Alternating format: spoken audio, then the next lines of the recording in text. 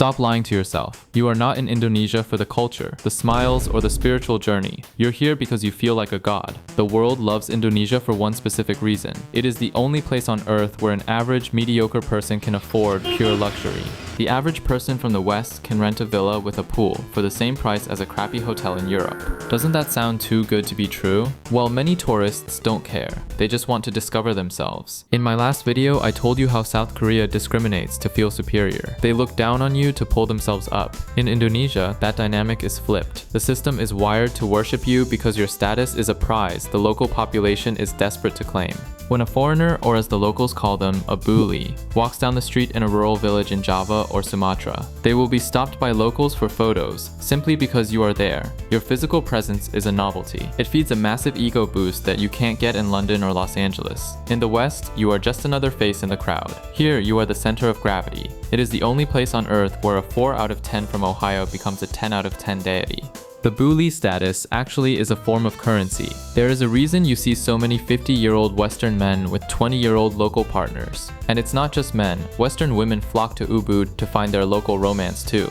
Ubud is a hotbed of middle-aged Western women enjoying what the locals sarcastically call the finer pleasures of life. There is even a term for locals who specifically chase foreign partners. They call them bully hunters. In a society obsessed with social climbing, having a Western partner is the ultimate flex. It signals wealth, access, and that you have made it. Your family's status jumps 3 tax brackets just from the wedding photos. But this leads you to mistake the specialized attention for hospitality. You think, wow, everyone here really likes me. No, Dave. They don't like you, they like what you represent. You are proof of a better economy. This privilege extends far beyond just social status. It extends to the rules themselves. Everyone loves Indonesia because it validates their ego, but they stay in Indonesia because it grants them immunity.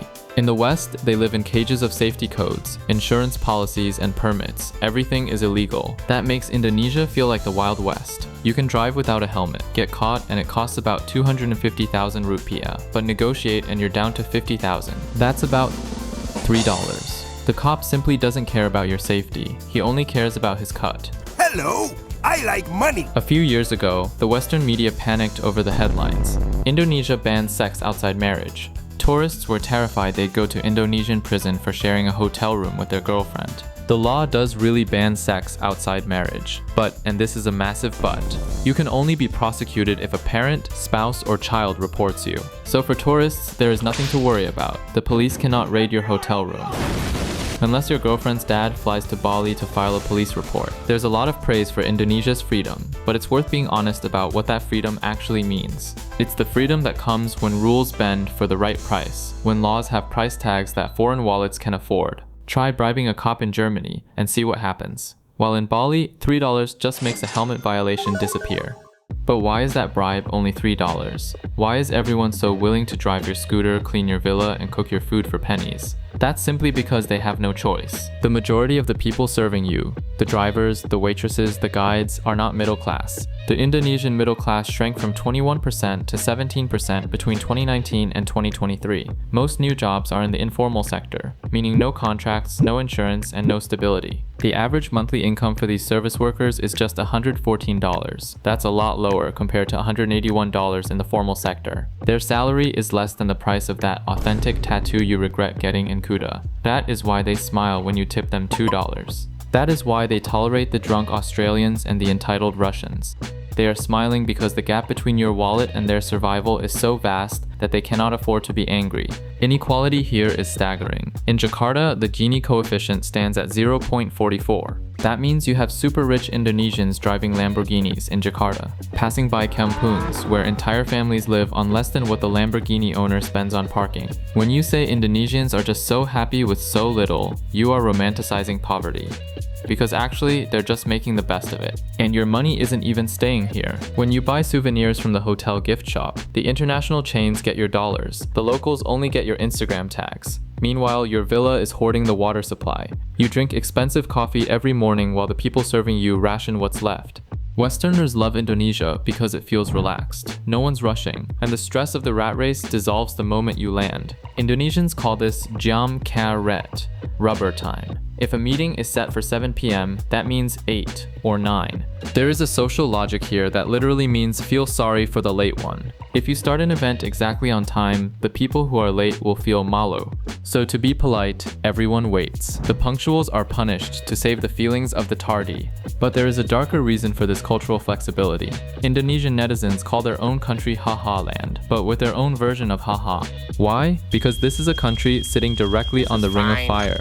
Volcanoes, earthquakes, tsunamis, and floods are a yearly occurrence. When your house floods in Jakarta, you won't cry and you can't sue the city council because nothing will happen. You can't call the insurance company because you probably don't have coverage. So you make a TikTok dancing in the floodwater, laughing, because that's easier to deal with than to calculate how f***ed you are. Tourists see this resilience and fetishize it. That sounds like they are so spiritual and stress-free. Wrong. They are traumatized and resilient. It's what survival looks like when your government won't save you from disasters and your economy won't save you from poverty. And by the way, if you're enjoying having your vacation ruined so far, subscribe, because there's plenty more to come.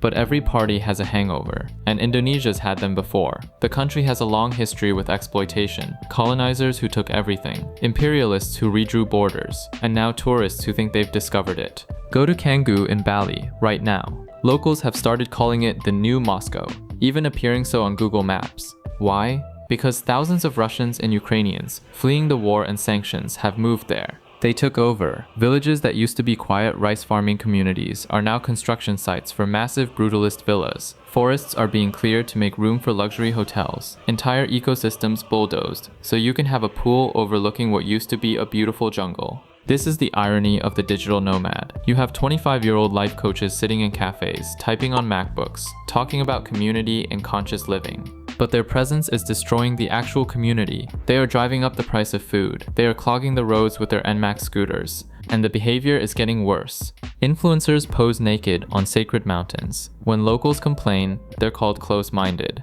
Then there are the bagpackers, Western tourists begging Indonesians for money to fund their travels.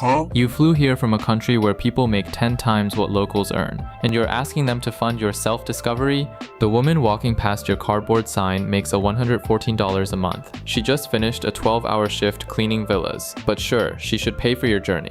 This was never really about Indonesia. It's about thinking there's a glitch in the matrix. The idea that life has geographic exploits, that moving your body to different coordinates makes everything easier. Days feel more intentional. Nations stop being real places with their own trajectories and become backdrops instead. Sure, people are staying longer now. The average visit is over 10 nights. Some stay for months. But duration doesn't equal depth. We're not integrating into Indonesian life. The bubble got bigger and more comfortable, but it's still a bubble.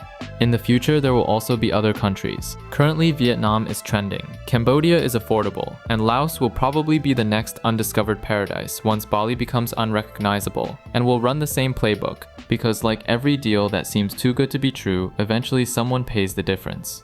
Right now, that bill is not for tourists. Talking about tourists, you can see my video on American tourists here. If you would rather see another loved country in Asia, then check this video about Thailand here.